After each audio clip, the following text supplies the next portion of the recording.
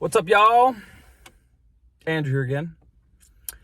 So I've kind of wanted to do like current events, and obviously the whole world is looking at Russia, Ukraine. So I wanted to chat about that a bit since it's all over the news and all over YouTube and all over everything.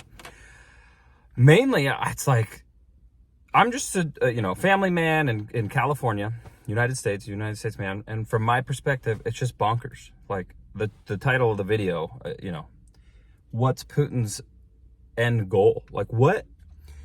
If you were watching a movie, and by the way, let me premise this, I'm not a historian. I'm not even probably credible on even talking about this subject, but I do want to start a discussion, even though YouTube and Facebook and Instagram may or may not be the best place to do that. But it's just, look at this, like see that what's happening, right? You see the news, you see invasions, all this stuff.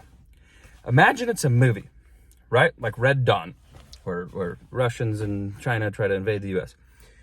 What in God's name, if you think of it as a movie, is Putin's plan? He's invading Ukraine. Ukraine used to be part of the Soviet Union, 20, 30 years ago. So he's invading his cousins, basically. And you have Zelensky, which is the president of Ukraine, trying to be heroic and save his country and all this stuff, but you have all the refugees and women and children that basically need to get the heck out of there. But hang on, let me digress. Back to Putin. What could be his master plan? That's the question. What are you going to do? You invade all of Ukraine, let's say, okay? You take over the entire country, but you have none of the Ukrainian people that want to stay. They don't want to be there. It's either people fighting, which Zelensky's forcing 18-year-olds to 60, basically doing like a draft, sort of, not really a draft, just saying, hey, all the healthy men between 18 and 60 years old must stay and fight for your country. Okay, well, that's an honorable thing, but you got all the women and children leaving. It's crazy. What is Putin's plan? If he took over all of Ukraine, but you have no people there and you've bombed every building, it's just a pile of rubble, and how are you going to rule that? How is that making the Soviet Union great? So it's just crazy. I would like everybody that even comes across this video, I know there's no historical knowledge or any knowledge at all in this video, but what do you think Putin's end goal is? Like, my brain could take it many places. Maybe he just want to show his power. Maybe he wants to actually use one of his nukes. It's like, shoot, the U.S., right when they invented nukes, right when we had German scientists create nuclear fusion and stuff, and then we dropped, bombs on Japan. And maybe that's what he wants to do. We did our bombs on Japan back then, and maybe he wants to show his power. But even then, what do you get with that? So let's say he does drop a small nuke, which I just heard that theory on NPR. What if he does drop a small nuke on Ukraine just to, show his power and scare the shit out of everybody? What does that do? You've got the whole world watching this in real time. You can literally be live on your little cell phone and have 4K video live of bombs blowing up in Ukraine and whatnot. So that doesn't make sense. I want to show my power, but then the whole world is against me, and my national currency is now worth nothing, and our stock market dropped 99%, and we had to close it. It's just, dude, to show your power and then be crippled doesn't make sense. So I don't know what that is. Or maybe his plan is just to end it all. Maybe he wants to start World War III. Maybe he's over it. Maybe he knows he's not in power anymore. It's just, there's a million things that could happen. This is all speculative, but it's just crazy. So I'd like to see what the ideas are out there. I know everybody in the world is talking about this. I also have a side note. It's like, okay, so when Trump was president, I'm not a Trump, diehard fan or anything. I feel like the economy and everything was better, and Trump did stuff on paper that was great. And then obviously there's weird stuff that happened. But in reality, I think that maybe when Trump and Putin met, back in 2018 or when he was president, that behind closed doors, that Trump and Putin probably was like, Trump probably asked Putin, what are your plans? What would you like to do, while you're still ruler of Russia? And I don't know what Putin's answer is. That's the point of this video. Whatever his answer was. And Trump was probably like, okay, well, look, I'm the president of the U.S. I want to make America great again. This is what I want. I appreciate what you want, but don't do it on my watch, is probably what he said.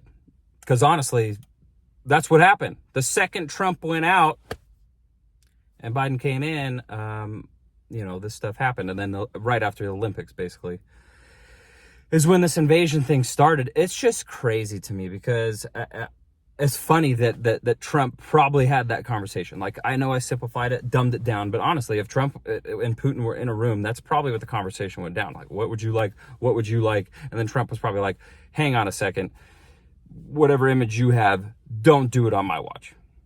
And that's probably how it went down. So who knows what Putin's grand scheme is. And then I have one more side note. What kind of sparked me on wanting to do this video, I forgot what the gentleman's name is, but I'm going to link his video down below. He's a much larger YouTuber, 2 million subscribers. But he showed, he said the most disturbing TikTok trend was the title of the video. And I'm going to link it down there. And it horrified me that there's bad actors out there on TikTok or any video app, but TikTok in particular, faking that they're in Ukraine, people making new TikTok accounts, who knows who they are, making fake TikTok accounts and getting enough followers to where they can do the live version. I think you have to have 1,000 followers. Basically, they're making these channels looking for sympathy, looking like they live in Ukraine. I'm sure there are valid, citizens of Ukraine that have TikToks and that are showing footage, definitely. But the ones that this man is pointing out are fake, or real accounts, but not Ukrainians. They're faking the footage. They're showing a building on a live feed with a lady crying in the background, looking like they're the one filming the thing, but it's really just a phone on a tripod or a looped video, looking at a building that could be any country in the world. There was no damage, but you hear the lady crying in the background. So you feel sympathy, and people are just donating thousands, millions of dollars, not at a time, but adding up to probably millions of dollars, going through TikTok and basically taking donations. Whether there's no proof that that person's Ukrainian, there's no proof that that money's going anywhere, to actually help the refugees. It's crazy. And then you could think, who are these bad actors? Shoot, at first I thought it was Russian people. That was my first thought. Oh, wow, look at these. Any person could be impersonating. But then you have, like, what if Russian bad actors were funneling donations to gain money? And then I also thought, what if there's... It's just crazy.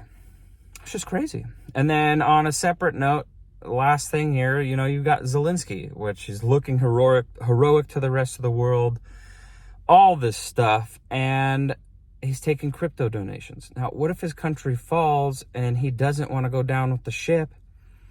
There's talk that he might just bail out if it gets crazy enough, and who knows? Where's all that crypto money going to go? Who knows that he's not just going to jump ship and take all the money? Or whatever. It's just crazy. There's a lot of weird stuff, and I would like to have this start a conversation, at least on my page, if you see this. So, like, comment, subscribe. I know this is new. This is weird. I don't really want to talk politics. I know I mentioned Trump. I mentioned Putin.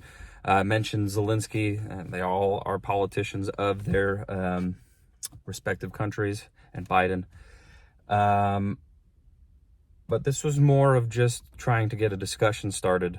And me just to vent this out because, it's just weird. Everything is so fast, so weird. Who knows what these presidents and men of power are doing? Because honestly, the people that are suffering, the only people suffering is Ukrainian citizens and also Russian citizens, and then everybody surrounding that in Europe. It's just crazy. You got two powers, Ukraine and Russia, just... one's pleading for help and one is just doing his thing. But all the people suffering are all the actual people that live in those countries. So I need to stop going on a rant. I got to go to work. I'm very grateful to not have bombs be dropping on me and my family and my children. I'm very thankful for that. And I really wish that this stuff wasn't happening. I'm so grateful to have the family that I have, but at least like my grandmother, for example, will be donating directly to the refugee crisis, not to like the Red Cross or anything. She's going to donate directly to the people that actually need the help. And that's actually what life's all about. So let's see this sucker. I'll be uploading this tonight. Everybody have a great day.